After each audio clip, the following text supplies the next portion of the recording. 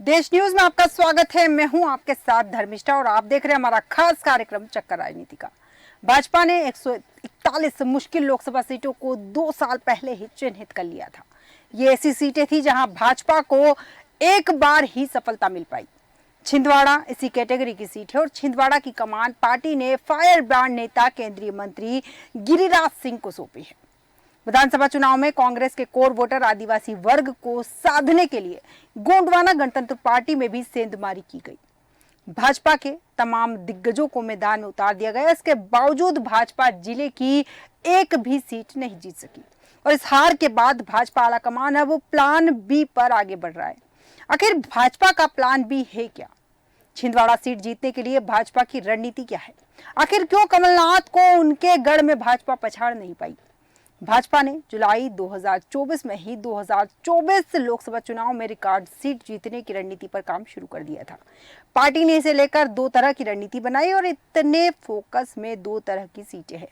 पहली 161 ऐसी सीटें हैं जहां भाजपा कभी जीती तो कभी हारी। इसके बाद 141 ऐसी सीटें हैं जहां पार्टी का प्रदर्शन लगातार कमजोर रहा। पार्टी के राष्ट्रीय अध्यक्ष जेपी नड्डा और रणनीतिकार गृह मंत्री अमित शाह ने ऐसी सीटों को जीतने के लिए केंद्रीय मंत्रियों को दायित्व सौंपने का निर्णय लिया। इसी क्रम में केंद्रीय मंत्री गिरिराज सिंह को कमलनाथ का गढ़ छिंदवाड़ा और छत्तीसगढ़ की कोरबा सीट जिताने की जिम्मेदारी सौंपी। भाजपा ने छिंदवाड़ा का गढ़ भेदने के लिए यूं ही कवायद तेज नहीं की है। भाजपा को 2019 के लोकसभा चुनाव में आए रिजल्ट से यह भरोसा मिला था कि वो ये गढ़ भेद सकती है। तब प्रदेश कांग्रेस की सरकार थी और छिंदवाड़ा के अभेद्य किलेदार कमलनाथ मुख्यमंत्री थे। 2018 में कांग्रेस के दीपक सक्सेना छिंदवाड़ा विधानसभा सीट से जीते थे और कमलनाथ के लिए उन्होंने इस्तीफा दिया। 2019 में लोकसभा के साथ ही विधानसभा का भी उपचुनाव हुआ और भाजपा ने इस उपचुनाव में नए चेहरे के तौर पर विवेक उर्फ बंटी साहू को प्रत्याशी बनाया था। कमलनाथ सीएम रहते हुए चुनाव मैदान में थे। इसके बावजूद वे भाजपा के विवेक साहू से सिर्फ 25,000 वोटों से ही जीत सके। कम मार्जिन की जीत कमलनाथ के लिए टीस की तरह थी। वहीं भाजपा को इस परिणाम ने उत्साहित कर दिया कि वह कमलनाथ के इस गढ़ को भेद सकती है। छिंदवाड़ा लोकसभा सीट का परिणाम भी कमलनाथ परिवार के लिए एक तरह का झटका ही था। कमलनाथ के बेटे नकुलनाथ भाजपा प्रत्याशी नितिन शाह से सिर्फ 37,000 वोटों से ही जीत सके और 2024 में सफलता पाने के लिए बीजेपी ने छिंदवाड़ा में राष्ट्रीय मुद्दों के साथ हिंदुत्व का तड़का लगाया और फायर ब्रांड हिंदूवादी नेता गिरिराज सिंह को कमान सौंपी। गिरिराज सिंह बिहार के बेगूसराय से सांसद और केंद्र में मंत्री हैं।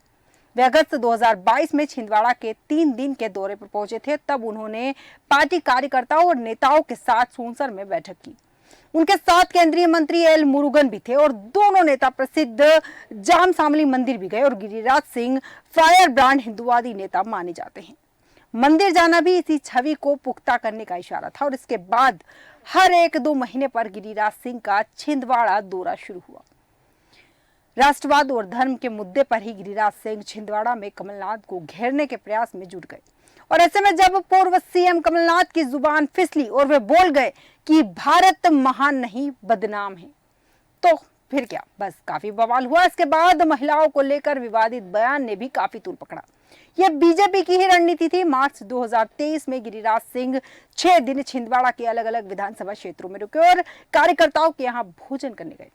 इस कवायद ने भाजपा कार्यकर्ताओं को उत्साहित कर दिया और गिरिराज सिंह के अलावा तत्कालीन सीएम शिवराज सिंह और केंद्रीय मंत्री प्रहलाद पटेल भी काफी सक्रिय थे। प्रहलाद पटेल इस लोकसभा सीट पर कमलनाथ को टक्कर दे चुके हैं। इस कारण पार्टी ने उन्हें भी सक्रिय किया। दूसरी वजह पटेल वोटर वर्ग था और गिरिराज सिंह लगातार दावा कर रहे थे कि इस बार का विधानसभा चुनाव अलग होगा। छिंदवाड़ा की 60 सीटों पर भाजपा परचम लहराएगी। पार्टी ने विधानसभा चुनाव से पहले बिहार के डिप्टी सीएम रहे सुशील मोदी, केंद्रीय मंत्री स्मृति ईरानी, अमेठी का किला भेदने के रणनीतिकार अशोक यादव, यूपी के सीएम योगी आदित्यनाथ सहित दूसरे बड़े नेताओं को भी यहां प्रचार करने भेजा और राष्ट्रीय महामंत्री और कर्नाटक के भाजपा नेता सीटी रवि, प्रदेश महामंत्री कविता पाटीदार को भी अलग अलग सीटों की जिम्मेदारी सौंपी। लेकिन परिणाम आया तो भाजपा सभी 7 सीटों पर हार गई। भाजपा ने छिंदवाड़ा की सभी 7 सीटों पर मजबूत प्रत्याशी उतारे थे। अमरवाड़ा में गोंडवाना गणतंत्र पार्टी के बड़े नेता रहे मनमोहन शाह की बेटी मोनिका बट्टी को प्रत्याशी बनाया। न्यायाधीश के पद से इस्तीफा देने वाले प्रकाश उइके को पांढुना से प्रत्याशी बनाया और पांढुना को अलग जिला भी बना दिया। छिंदवाड़ा की 2 विधानसभा इस नए जिले में शामिल कर दी गई। भाजपा के दिग्गज नेता चुनाव प्रचार करने पहुंचे। कमलनाथ दूसरी बार छिंदवाड़ा विधानसभा सीट से प्रत्याशी थे। भाजपा ने एक बार फिर बंटी साहू पर भरोसा जताया। चुनाव प्रचार जैसे जैसे आगे बढ़ा, लोग कयास लगाने लगे कि यहाँ कांटे की टक्कर है, लेकिन परिणाम भाजपा के लिए निराशाजनक रहा। भले ही भाजपा ने पूरे प्रदेश में 163 सीटें जीत ली, लेकिन छिंदवाड़ा का गढ़ नहीं भेद पाई। बीजेपी छिंदवाड़ा लोकसभा सीट पर 1951 के बाद से ही जीत के लिए तरस रही है। 1997 उपचुनाव में जरूर पूर्व सीएम सुंदरलाल पटवा ने कमलनाथ को मात दी थी। इसके अगले ही साल हुए चुनाव में पटवा भी कमलनाथ से हार गए और इस सीट पर कमलनाथ 9 बार से सांसद रह चुके हैं। एक बार उनकी पत्नी अलका नाथ और बेटा नकुल नाथ भी सांसद चुने जा चुके हैं। 2024 में भाजपा हर साल में इस सीट पर कब्जा कर एमपी की सभी 29 सीटों पर कमल खिलाना चाहती है और यही कारण है कि पार्टी अब प्लान बी पर आगे बढ़ रही है। ये प्लान बी कमलनाथ परिवार को भाजपा में लाकर चुनाव लड़ाने की है। कांग्रेस के दूसरे नेताओं की तुलना में कमलनाथ का सॉफ्ट हिंदुत्व भाजपा के लिए मुफीद बैठता है। खुद कमलनाथ अपने को हनुमान भक्त कहते हैं और छिंदवाड़ा के सिमरिया में हनुमान की सबसे ऊंची प्रतिमा लगवाई है। अयोध्या में जब राम मंदिर निर्माण की घोषणा हुई तो उन्होंने भोपाल स्थित प्रदेश कांग्रेस कार्यालय को सजवाया था। चांदी की ईंटें भी दान की थी। यहाँ तक कि जब कांग्रेस ने रामलला के प्राण प्रतिष्ठा कार्यक्रम से दूरी बनाई तो कमलनाथ ने कोई टिप्पणी किए बगैर राम नाम पत्रक अयोध्या भिजवाए। जब कमलनाथ को कांग्रेस ने प्रदेश अध्यक्ष पद से असम्मानपूर्ण तरीके से हटाया तो उन्हें धक्का लगा। कारण कि चुनाव परिणाम आने के 2 दिन बाद 5 दिसंबर 2023 को ही उन्होंने इस्तीफा दे दिया। तब पार्टी हाईकमान ने इस्तीफा स्वीकार नहीं किया और उन्हें पद पर बने रहने का निर्देश दिया। सूत्रों की माने तो बीजेपी इसी ताक में थी और बीजेपी के कुछ बड़े नेताओं की पहल पर कमलनाथ से बात चलाई गई। फिलहाल कमलनाथ अपने बेटे नकुलनाथ के साथ दिल्ली में डटे हैं और कयास लगाए जा रहे हैं कि पिता पुत्र की जल्द ही बीजेपी के बड़े नेताओं से बैठक होगी। इसके बाद ही आगे का कोई निर्णय लिया जाएगा। कमलनाथ सियासत के आखिरी पड़ाव में पहुंच चुके हैं। उन्होंने छिंदवाड़ा की कमान बेटे नकुलनाथ को सौंप दी और वे बेटे का भविष्य सुरक्षित करना चाहते हैं। वहीं भाजपा कमलनाथ परिवार को यहां से प्रत्याशी बनाकर छिंदवाड़ा का गढ़ जीतना चाहती है। मौजूदा सियासी माहौल में दोनों एक दूसरे के लिए जरूरी हो चले हैं, लेकिन मामला कुछ शर्तों पर अटका हुआ है। कमलनाथ पर 1984 सिख दंगों के जो छींटे हैं वो बीजेपी की राह में रोड़ा बन रहे। वहीं कांग्रेस से भाजपा में आए नेता भी कमलनाथ के आने का विरोध कर रहे हैं। सूत्रों की माने तो भाजपा बीच का रास्ता निकालने की जुगत में है। इसके तहत कमलनाथ के बेटे नकुलनाथ और बहू प्रिया नाथ में से किसी को राजनीतिक तौर पर आगे बढ़ाने का विकल्प दिया जा सकता है। कमलनाथ के लिए कोई दूसरा सम्मानजनक विकल्प खोजा जा सकता है। फिलहाल सभी की नजरें भाजपा हाईकमान के फैसले और कमलनाथ के अगले कदम पर टिकी है। मध्य प्रदेश के पूर्व मुख्यमंत्री व कांग्रेसी दिग्गज कमलनाथ और उनके बेटे सांसद नकुलनाथ के बीजेपी में शामिल होने को लेकर असमंजस के बादल अब तक नहीं छटे। राहुल गांधी ने कमलनाथ से फोन पर बात की। इसके बाद दल बदल पर पेच फंस गया। कमलनाथ के करीबी और पूर्व मंत्री सज्जन सिंह वर्मा ने रविवार को मीडिया से कहा कि कमलनाथ ने कहा कि उन्होंने पार्टी छोड़ने के बारे में ऐसा कुछ भी नहीं सोचा। अभी उनका फोकस इस बात पर है कि मध्य प्रदेश की 29 लोकसभा सीटों पर जातीय समीकरण कैसे होंगे। कमलनाथ के बीजेपी में जाने की बात मीडिया की उपज है और वे कहीं नहीं जा रहे। वहीं प्रदेश कांग्रेस अध्यक्ष जीतू पटवारी ने कहा कि मेरी कमलनाथ जी से बात हुई है। उन्होंने कहा कि मीडिया में जो बातें आ रही है ये भ्रम है। मैं कांग्रेसी था, हूं और रहूंगा। हालांकि देर रात तक कमलनाथ की तरफ से कोई बयान नहीं आया कि वे कांग्रेस में रहेंगे या फिर भाजपा में शामिल होंगे।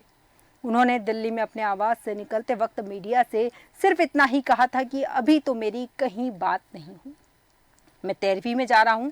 बताया जा रहा है कि राहुल गांधी ने रविवार को कमलनाथ से फोन पर चर्चा की। इसके बाद सियासी समीकरण बदल गए। राहुल ने नाथ से कहा कि आपने पार्टी और देश के लिए बहुत कुछ किया है। पार्टी ने हमेशा आपका सम्मान किया है, आगे भी करती रहेगी। और इसी के बाद कथित दल बदल पर पेंच फंस गया। पीसीसी अध्यक्ष जीतू पटवारी भी बोले कि कमलनाथ जी ने कहा है कि जो बातें आ रही हैं सब भ्रम है।